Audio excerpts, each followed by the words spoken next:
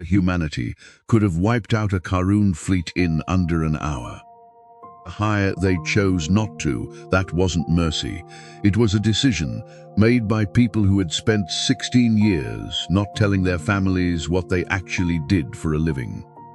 And before this story is over, that decision would be tested at close range by a fleet that never believed humanity would keep its word. But first, the vote 52-1, Earth lost. Ambassador Priya Farrow sat at the small round table near the back exit of the Meridian Assembly Hall. And did not move. Around her, more than 600 delegates from 114 species rose, scraped chairs, and talked over one another with particular energy of people who had just done something they knew was wrong and needed noise to drown out the knowing. The hall had been hollowed from the core of an asteroid called Meridian Prime. Its walls were 4 kilometers of polished deep violet crystal, reflective enough to throw everything back at you. Every face, every gesture, every coward pointedly looking anywhere, except at the one woman sitting alone at the small table near the back. Priya did not move.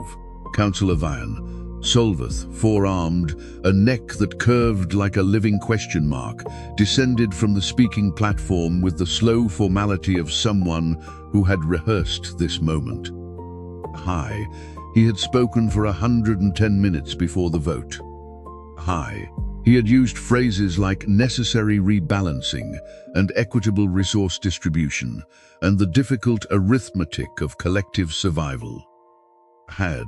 He said things in a voice that was soft, measured, almost kind, the way a surgeon might explain an amputation, as if the calm of the explanation changed what the blade was about to do. The resolution was simple: the entire asteroid belt of the solar system, along with its outer planets and their moons, NAT, was designated a common resource zone under the jurisdiction of the Meridian Assembly. Extraction operations would begin within 9 standard cycles.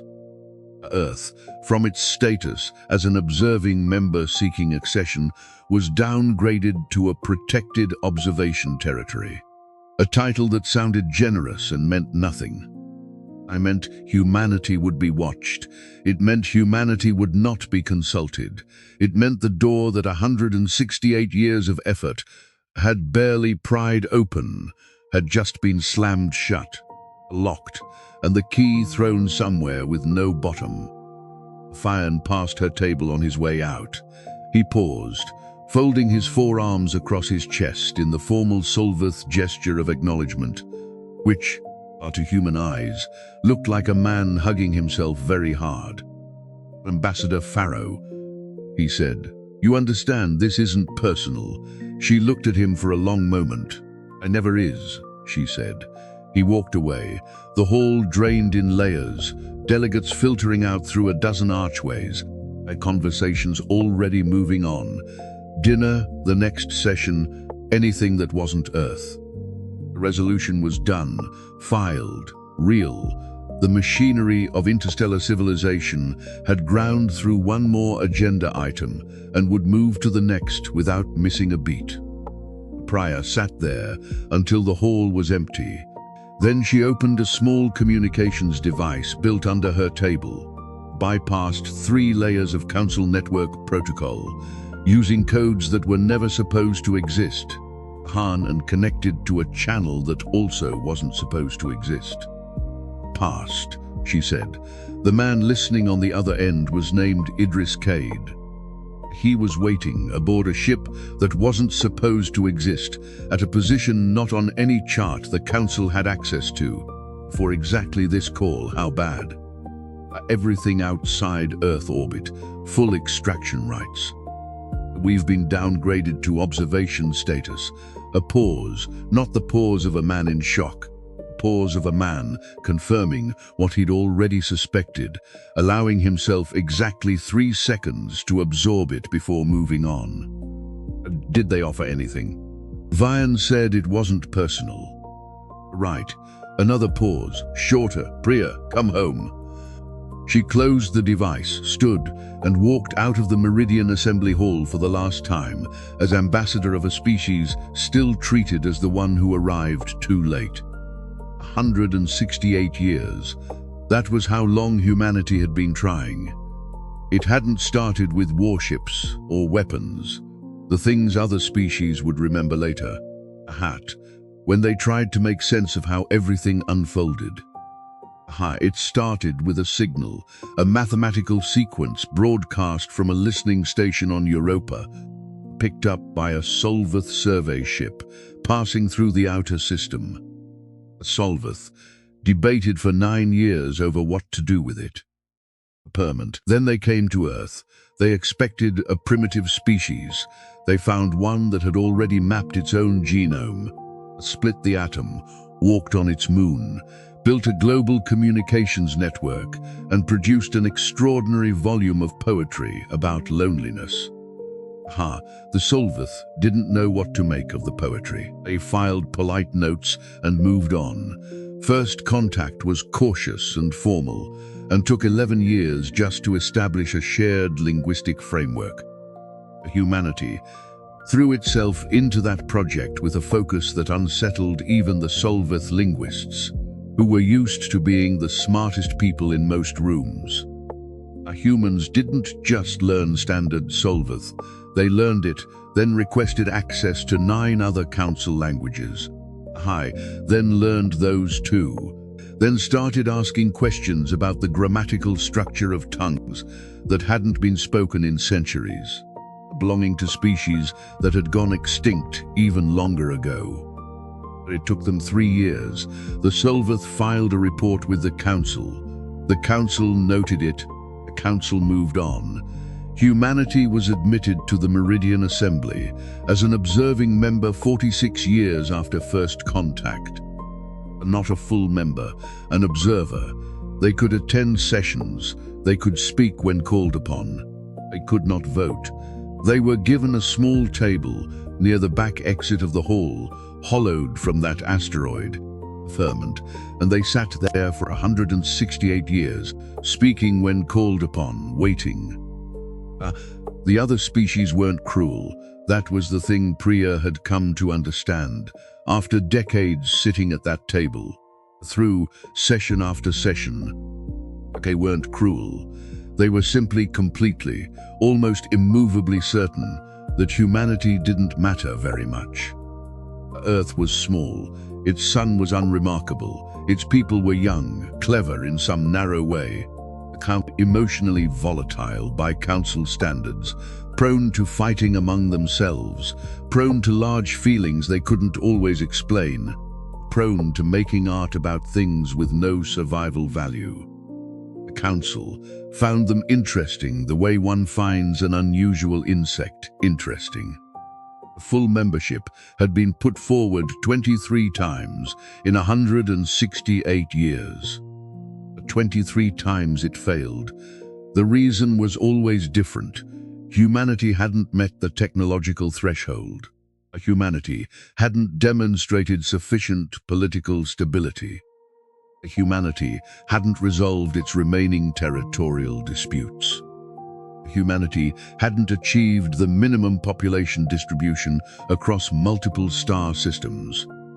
Every time the goalposts moved and humanity went home, met the new standard, came back, a hand found a new goalpost waiting. By the time Priya Farrow was appointed, the 29th human to hold the title of ambassador, she had stopped believing the goalposts were real. She had come to understand that the Council didn't want humanity to meet the standard. The Council wanted humanity to stay small, manageable, perpetually a step behind, because a humanity that was actually in the room was a humanity with opinions, with votes, with the power to complicate things. She had worked inside that system. For 9 years, she had proposed, argued, negotiated, presented papers, built coalitions, called in favors, made the case in every language the Council possessed. 52-1. Now she understood. They had never intended to let humanity in. They had needed the asteroid belt for 20 years and had been patient enough to wait for a vote that would look legitimate. The downgrade to observation territory wasn't a side detail. It was. The point, they weren't just taking the resources, they were making sure humanity couldn't object in any forum that mattered. The Solvath called humanity an institutionally immature species. They didn't know humanity had finished drafting the legal framework for its objection 10 years earlier, waiting only for a pretext large enough to justify filing it. They had calculated, with the cool arithmetic Vienne had described so pleasantly, that humanity would have no choice but to accept it. They had been calculating that for 168 years.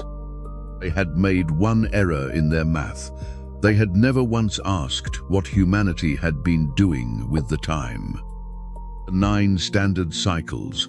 That was the timeline Vienne had announced before extraction operations would begin. It started 2 cycles early. The settlement of Halden's Rest sat on a small asteroid at the outer edge of the belt. Population 417, mostly the families of miners who had lived there 3 generations. They received the evacuation order 11 hours before the Solvath extraction rig arrived. 11 hours to move 417 people, along with pets, medical records, and whatever they could carry, out of a dome their families had called home for 60 years. They had evacuated 392 people when the automated rig, running on its approved schedule and either unaware or simply not programmed to care that the evacuation wasn't complete, drilled through the outer shell of the settlement's northern quadrant. The Solvath operations report later called it a 30-second exception handling incident. It used no other words. Amara Nwosu was 9 years old.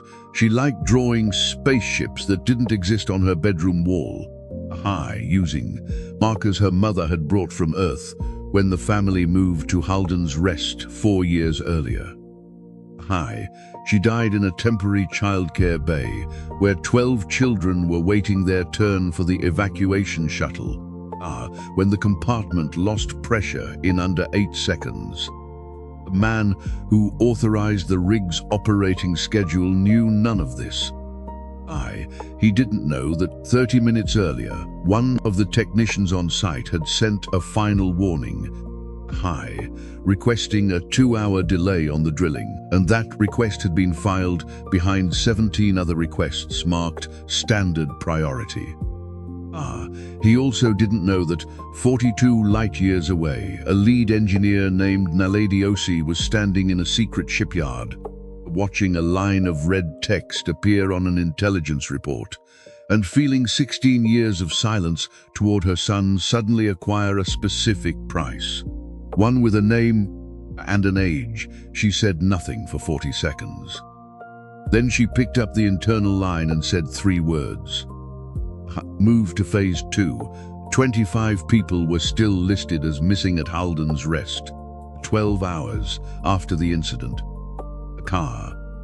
That number wasn't an abstraction to Toma Reyes Lindqvist, the first civilian rescue coordinator to reach the scene, because one of those 25 names belonged to the 9-year-old brother of a girl, standing in the medical intake line, tugging his sleeve, every 10 minutes to ask the same question.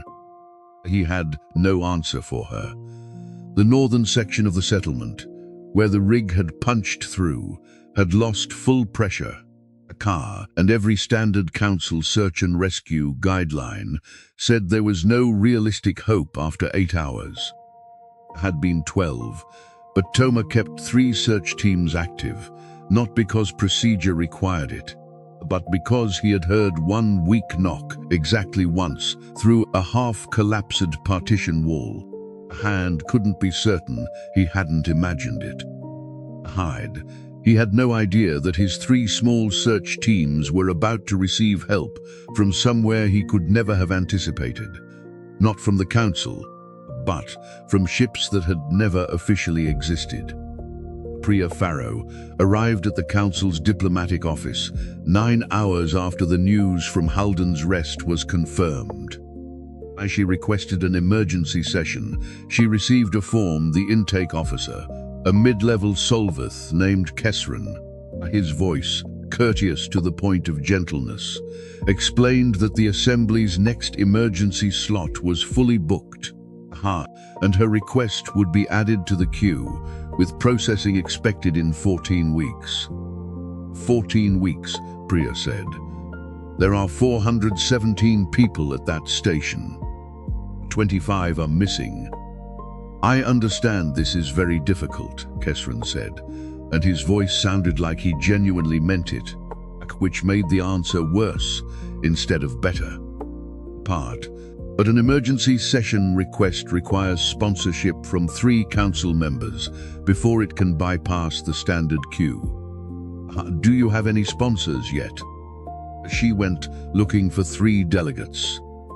First, the Cathel, a small trade bloc historically friendly to humanity, said they were very sorry, but sponsoring a session against a legally passed extraction policy could be read as interference in the internal affairs of the Solvath trade bloc, and that risked 3 other agreements currently in negotiation. Second wasn't available. His aide said he was in a closed session, would follow up when possible, offered no timeline. The third, Envoy Orsa of the Ithran bloc, a pragmatic species that rarely engaged in council politics without a clear stake, listened to her for 11 minutes without interrupting once, then said, I need to see the full report before I commit to anything. This isn't a refusal, this is caution.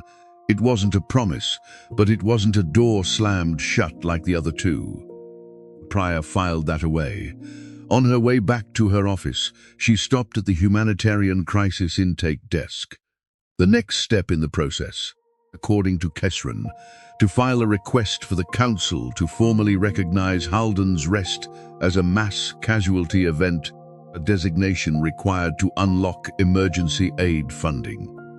Ashi, the officer on duty of a species she'd never met before, politely informed her that her application was missing a mandatory appendix. Full assessment of projected psychological harm, requiring the signature of a council-certified psychologist. And the certified roster currently held only 3 names to cover this entire region of council space. 3, Priya said, for 114 species, staffing for that category was reviewed last cycle. The officer said, his tone not sarcastic, just worn down in the way of someone who had explained this too many times. I can put you on the waiting list, roughly 9 weeks. Priya didn't argue. She had learned, over 30 years, that arguing with a low-level clerk changed nothing except how much time she had left to spend. She signed for the returned application, turned and began weighing a different path, one she had avoided her entire career. Because taking it meant admitting that 30 years inside the system hadn't been enough. Thayan wasn't a monster. Priya had understood this a long time ago, and she hated that she understood it, because it would have been so much easier if he were simply evil. Vahan genuinely believed, that the system he protected had produced 3,000 years of relative peace among hundreds of species that could easily have destroyed one another many times over. How? He believed stability came from predictability, and predictability came from never letting any species, including his own, accumulate too much power too fast.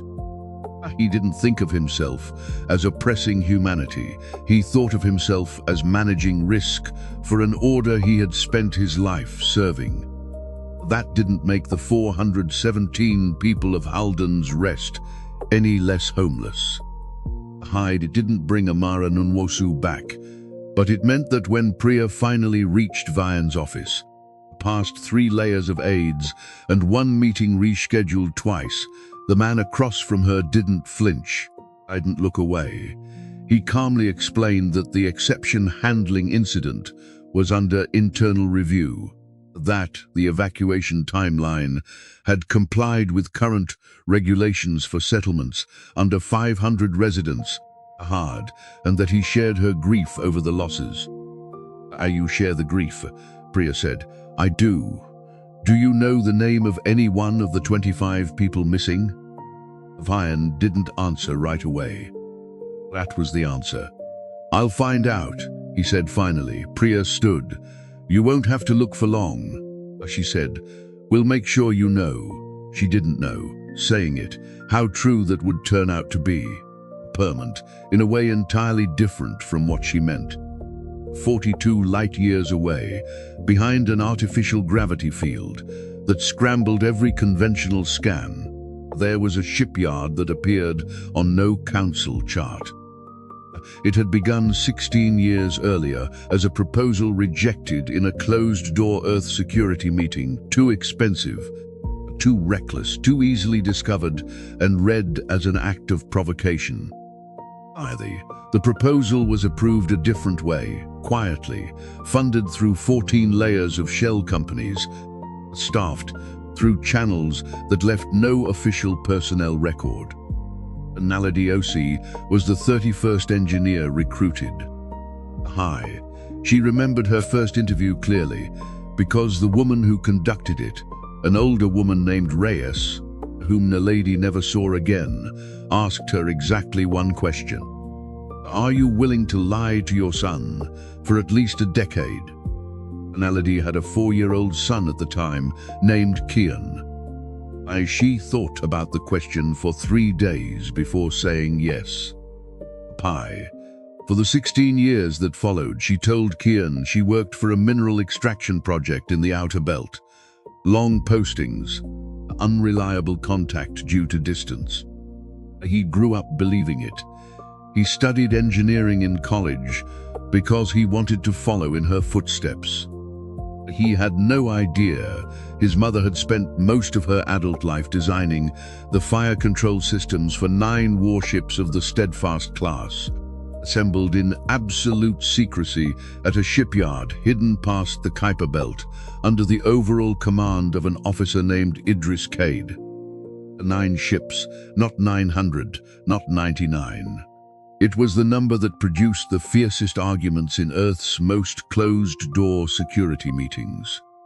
Some wanted more, 10 times more, 20 times more. Idris Cade was the one person who held the line at 9, year after year, against pressure from his own colleagues. His reasoning wasn't complicated. If we build a fleet large enough to conquer, he said, in a meeting Naledi attended, we become the thing we're trying to escape. 9 ships is enough that no one will dare treat us as disposable again. It isn't enough for us to lie to ourselves that conquest is an option. Not everyone agreed, but Idris Cade held final veto authority, and he used it exactly once, for exactly one decision, and held it for 16 years. Permanent. The secret shipyard had no official name. The people who worked there just called it the Yard. A capital letter, no explanation needed. It had been built inside a hollowed-out asteroid, far from any known shipping lane, and in 16 years, not a single photograph of it ever left, without being wiped from every storage device before its owner made it home. One of the longest-serving engineers at the Yard, a man named Dorin Achterberg, who specialized in propulsion systems, once told Naledi, in year 11, that the hardest part wasn't the work. The work was clear, measurable, had deadlines. The hardest part was the evening calls home. Listening to his daughter describe her school day, and having to answer with rehearsed, filtered generic lines, nothing real in them except the sound of his own voice. I don't regret it, he said, but I won't pretend it was cheap. The fiercest debate over the number 9 came in year 4, Ahado, when a group of younger engineers, raised in the shadow of 168 years of being dismissed, more impatient than the generation before them, proposed expanding the program to 20 ships, arguing that 9 was too fragile a margin, that one miscalculation, one early discovery, could erase 16 years of preparation in a single afternoon. Idris heard the entire proposal. He didn't reject it because it was technically wrong. He rejected it for a different reason. If the number is 20, he said, we're not building a shield anymore. We're building an excuse, and someday someone will find a reason to use it. He looked around the room. 9 is enough that no one underestimates us again. Hard. It isn't enough for us to convince ourselves that conquest is a reasonable choice. That's the point, not the strength, the limit on the strength. The proposal was shelved. Number 9, held for the remaining 12 years of the program, repeated at every budget meeting like a vow no one was permitted to forget. Naledi didn't know any of that history when the news from Halden's Rest reached her. She only knew one thing: 9 ships, designed and refined over 16 years by people who had never once been allowed to tell anyone what they were doing, now had a name attached to them that no one at the yard had ever met. Mara Nwosu, 9 years old, she pinned the name to her console, not to fuel anger. Idris had taught them all, many times, that anger made worse decisions than calm ever did, but to remember why 16 years of lying had been worth it. Move to Phase 2, she said over the internal line. Phase 2 didn't mean an attack. It meant 9 ships, for the first time in 16 years. Leaving the gravitational field that had hidden them and moving to the edge of the asteroid belt, not to open fire, but to be present, to be seen to speak in the only language the Meridian Assembly Hall actually spoke fluently, the language of consequences, and say that the cost of continuing to act as if humanity had nothing to lose had just changed. Idris Cade stood on the bridge of his flagship, a vessel named Steadfast, and watched the display as 9 points of light moved out of the darkness that had sheltered them for 16 years. Send word to Ambassador Farrow, he said. Tell her it's past, in the other direction, heart. But what Idris Cade hadn't anticipated, what no one at the secret shipyard had anticipated, was that the Council would not be the first to react to the appearance of 9 ships. The Karun would. The Karun weren't members of the Meridian Assembly. They were a military coalition operating at the edge of Council space, surviving by probing the borders of weaker powers and retreating before anyone strong enough to punish them arrived. Had an unwritten rule, passed down through generations of commanders. Any species that had just been publicly humiliated in a major forum, as humanity just had, a 52-to-1 vote, was an ideal target to test. Hout, a freshly humiliated power, rarely still had allies willing to defend it, and rarely still had the will to fight seriously. That was the Karun's internal logic, and it wasn't stupid. It was simply wrong this time, in a way they wouldn't understand until it was too late to retreat with any honor left. 14 Karun warships entered the outer edge of the asteroid belt 40 hours after news of Halden's Rest spread through Council space, exactly as the 9 Steadfast-class ships appeared. The commander of the Kutch task force knew nothing about Halden's Rest, nothing about 16 years of secrecy, nothing about the fact that he was sailing directly into the middle of the 2 largest events in humanity's diplomatic history. At the same moment, he knew only one thing. This was a species that had just been publicly humiliated, with an unusually small fleet that had just appeared out of nowhere. And this seemed like the perfect moment to test whether their reputation matched their actual strength. He ordered a warning shot, fired at the nearest civilian transport, a rescue vessel en route to Halden's Rest, carrying 3 additional search teams that Toma Reyes Lindqvist had spent the last 6 hours begging for over every channel he could reach. Hard.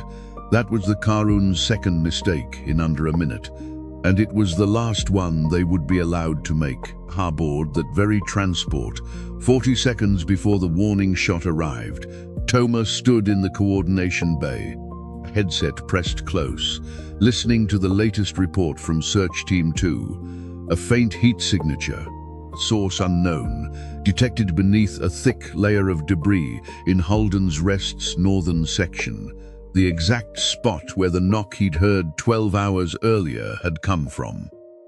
He had no time to feel relief. Collision alarms screamed through the ship all at once. Hayun. On the bridge of Steadfast, Idris Khed received the warning 4 seconds before the Karun's shot reached the rescue vessel. 4 seconds wasn't enough to intercept it with weapons. Heidi. It was enough for one of the 9 ships, the Silent Watch, under the command of a young captain named Rosalind Achibi, to execute a maneuver no one had ever drilled.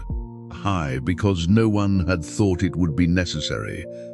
Putting the hull between the shot and the target, absorbing the full impact on defensive plating, designed specifically for exactly this possibility. Silent Watch shuddered, warning lights lit across its bridge, but it held. It was the first moment, in 16 years of preparation, that the true purpose of that special plating, which many engineers, Naledi included, had argued was a waste of resources better spent on stronger offensive weapons, proved itself.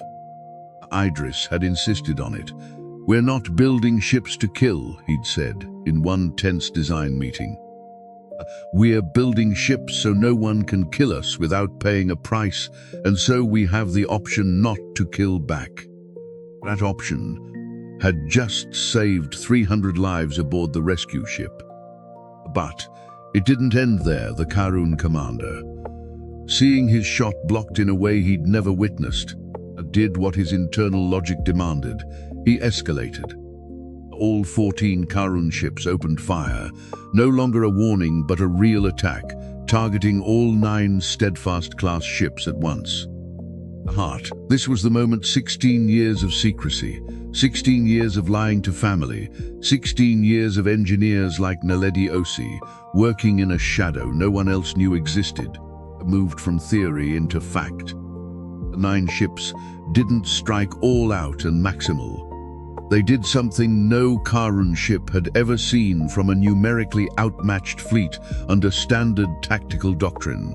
They coordinated defense first, then disabled each Karun ship's navigation and weapons systems selectively, with near-surgical precision, instead of destroying them. First Karun ship lost combat capability in 40 seconds, not exploded but paralyzed. Weapons systems knocked out by an electromagnetic pulse, calibrated exactly to its hull. Its armor type, the product of 16 years of research, no one outside the shipyard had ever known about. A second ship, the third, aboard Silent Watch, a young weapons officer named O.C., no relation to Naledi. A coincidence no one had time to remark on in the moment, locked onto the 4th Karun ship, just as a piece of debris from the damaged transport drifted across his firing line. Half a second more delay, and that pulse could have struck Toma's own search team vessel instead of the Karun target. He held the shot. No one ordered him to. It wasn't something drilled into him. It was something burned into every crew member's instinct through 16 years of training under a single rule. Never gamble another person's life on a calculation you aren't absolutely certain of. He waited half a second. The debris cleared, he fired. The 4th Karun ship lost combat capability. On the internal channel, his voice shook slightly as he reported. "Apologies for the delay, Commander." "No apology needed," Achibi said. That's exactly what I want you to do. Ha. The Karun commander, on his own bridge, began to understand, with the cold, sinking feeling every military commander knows and fears, that he wasn't facing a young, fragile, easily bullied species. Harmont. He was facing something that had been waiting for this moment far longer than he could have imagined. He ordered a retreat when 7 of his 14 ships had been disabled. None destroyed. No Karun crew member killed. That wasn't accidental restraint. It was standing order number 1, set by Idris Cade from the very first day of the program, burned into every ship's operating procedure. Disable, don't destroy, unless there's no other choice. Let them go, Idris said over the fleet-wide channel. Don't pursue. There was a short pause from Captain Achi aboard Silent Watch.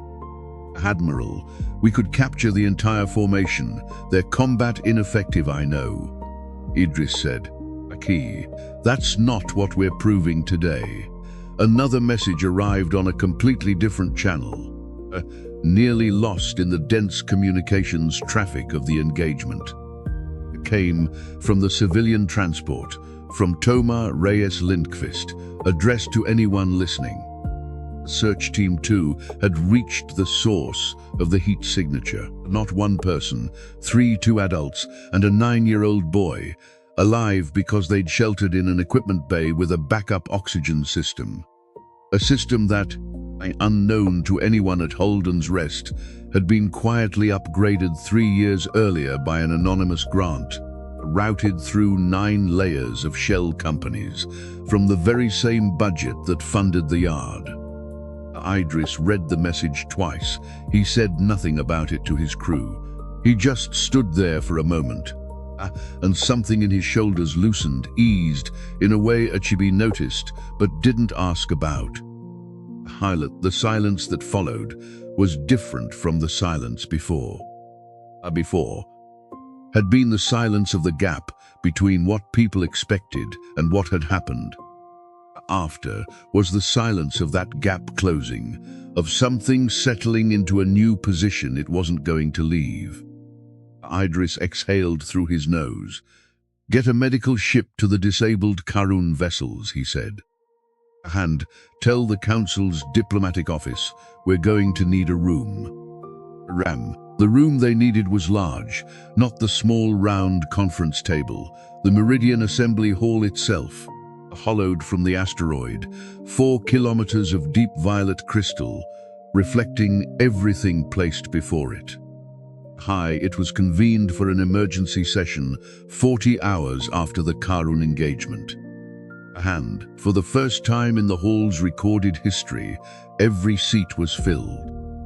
Not just the official delegation tables, the observation galleries, the staff corridors. Every surface capable of holding a body had one on it.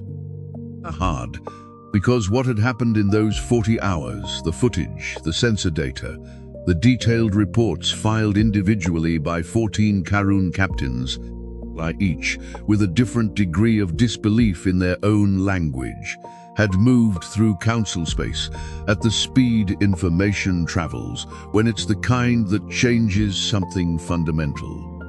Faster than any ship, faster than any drive, old or new, humanity sat in the center ring seating. Not the small round table near the back anymore, full member seating in a ring, with a nameplate installed that very morning by a council administrative team, processing an emergency seating request at a speed that would have been unimaginable 2 weeks earlier. Priya Farrow sat in that seat. She sat straight-backed, both hands flat on the table, posture of someone who had stopped waiting. Fayan opened the session from the speaking platform. He was composed, he was always composed, and delivered a summary of events in strict chronological order. In the flat voice of someone who understood the facts, didn't need his editorializing to make their point. A Karun representative requested the floor. Priya didn't look at him while he spoke. Hard, she looked down at the table, her name on the plaque. As she hadn't touched the plaque yet, she thought she'd do that later, once the hall was empty. Running her fingers over the letters, the way you run your fingers over something you'd stopped believing in for a while, and then found again. Harun, representative, spoke for 11 minutes. He didn't apologize. That wasn't what the speech was for. It was an argument, more complicated than an apology. Explaining why the engagement had been a reasonable response to an unreasonable situation. A speech she had heard, in different words, for 168 years, from other species, never the Karen. It was the argument of people who had done the wrong thing for internally consistent reasons, not yet ready to say the word wrong, but willing to stand at its edge. She let him finish. Then she stood. She hadn't prepared a speech. She had notes, 3 pages, carefully drafted over 2 sleepless nights, full of the formal language 30 years in the council had etched into her fingertips. Language of resolutions and declarations, of whereas and therefore, the machinery of civilized disagreement. She didn't use the notes. She looked across the hall. All of it, every seat filled, every face reflected in the violet crystal walls. Every species that had voted, abstained, watched, run their scans, stood in observation bays, filed exchange requests, threatened and backed down. Harder. 168 years, she said. The hall went very quiet. 168 years we sat in the back. We spoke. When we were called on, we met every standard you set, then met the new one when you moved it. We wrote papers in your languages. We learned your histories. We asked, we argued. We came back after every refusal. She paused. We also built, not because we wanted war, because we understood very early that the only language this hall actually speaks fluently is the language of consequences. She let that settle. The ships will remain, she said, not as a threat, as a fact. The same way your ships are a fact, the same way your stations are a fact. We have been in this galaxy for 168 years, and we will not be downgraded, resourced out or voted small again.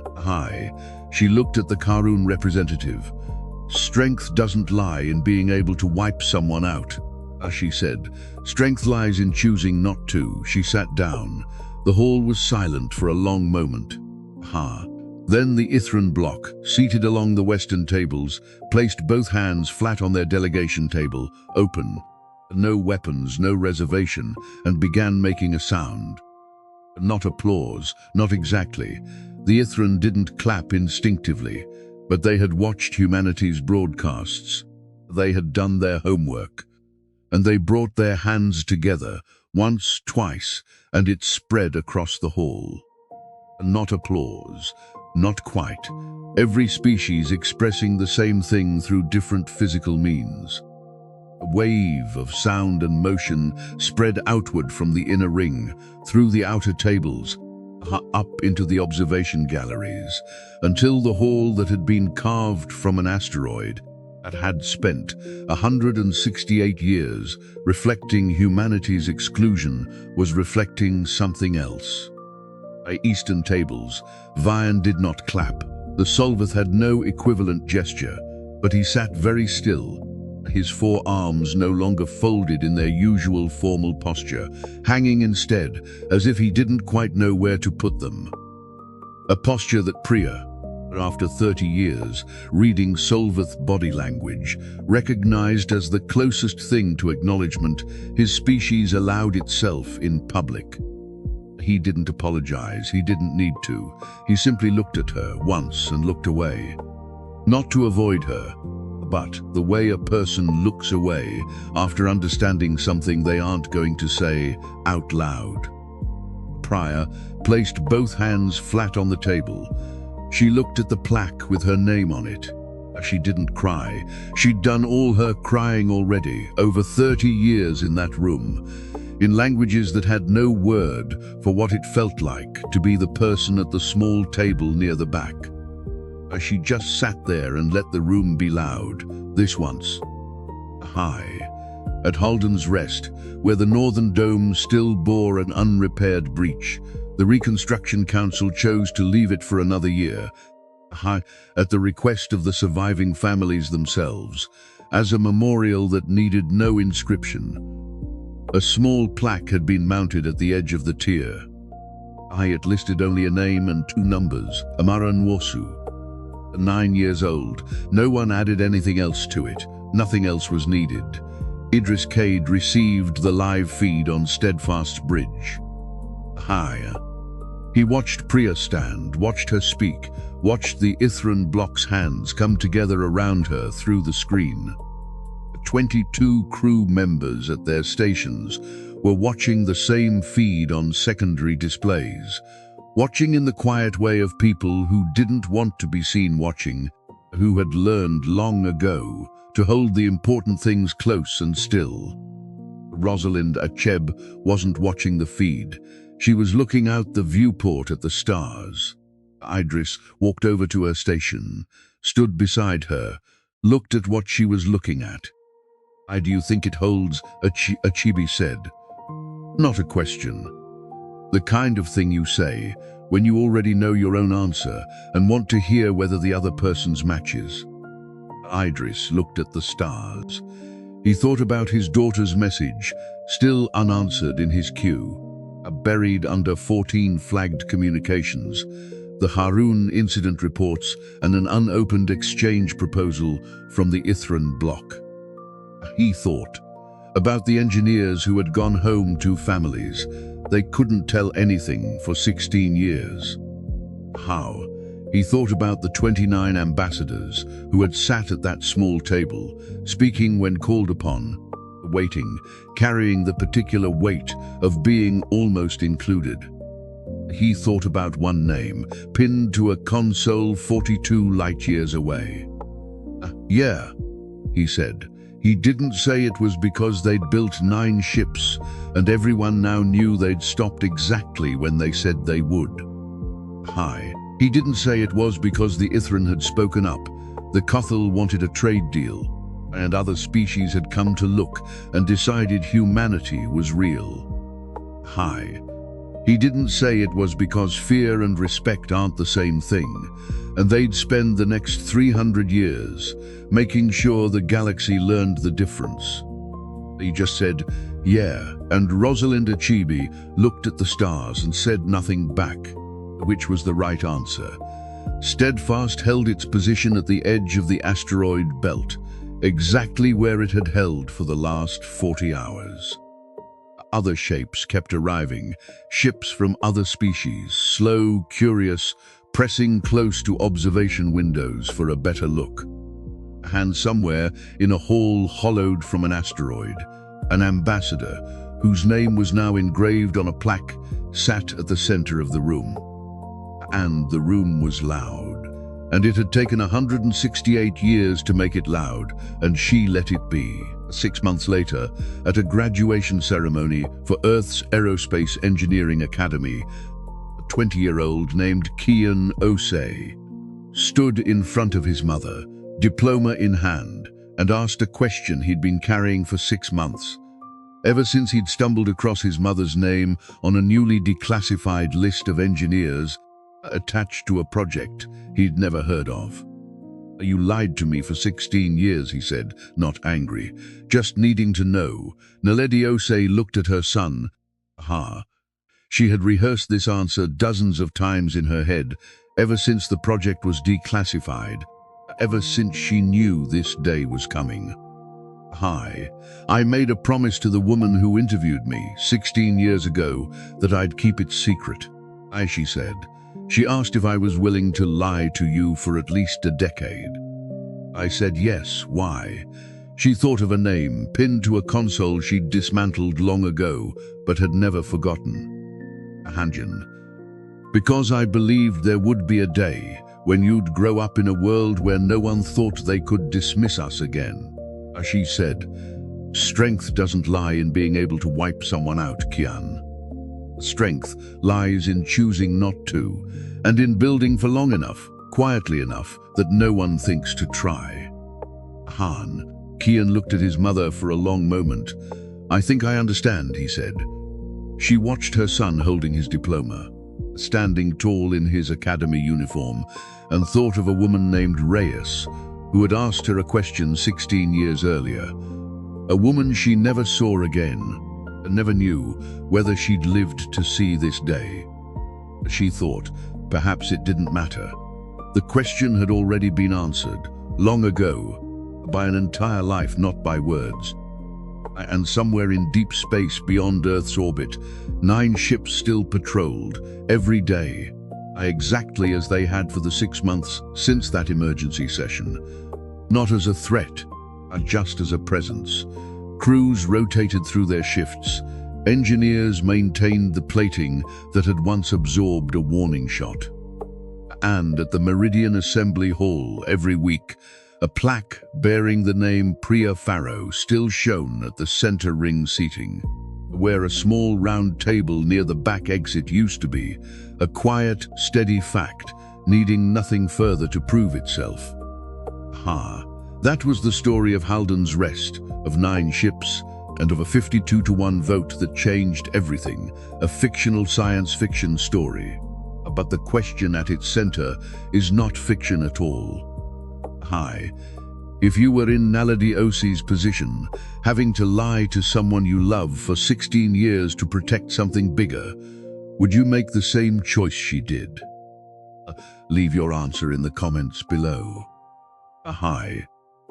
If you want to know what happens when the Cathel come back with the trade proposal they once refused to sponsor, and what happens when the Karun send a delegation, not to attack again, but to ask a question no species has ever asked humanity before, hit subscribe, because that's next episode. If you haven't seen the previous episode about the Austri Dominion and the relief convoy Marchetti once led, that's where this journey really began.